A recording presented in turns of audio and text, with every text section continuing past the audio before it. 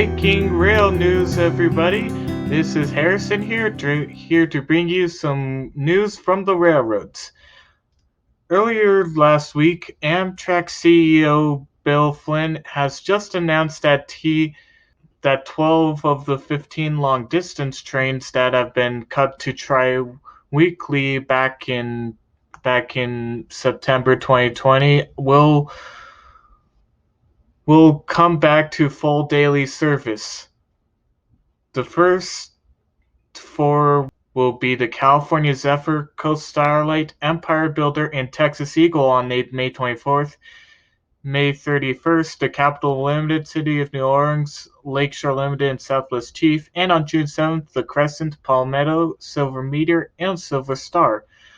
Also in last week's rail news, Amtrak is now adding private sleeper cars on Northeast Regional Trains 65, 66, and 67. This used to be a practice on the Night Owl and Twilight Shoreliner until the sleeper cars were pulled from the Twilight Shoreliner in 2003.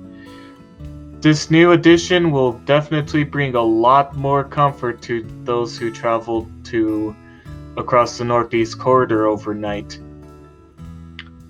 And finally, Moulton Boyle and Del Ben introduced the American High-Speed Rail Act, which is a proposal of a $205 billion investment for high-speed rail, creating an estimated 2.6 million jobs over the next 5 years.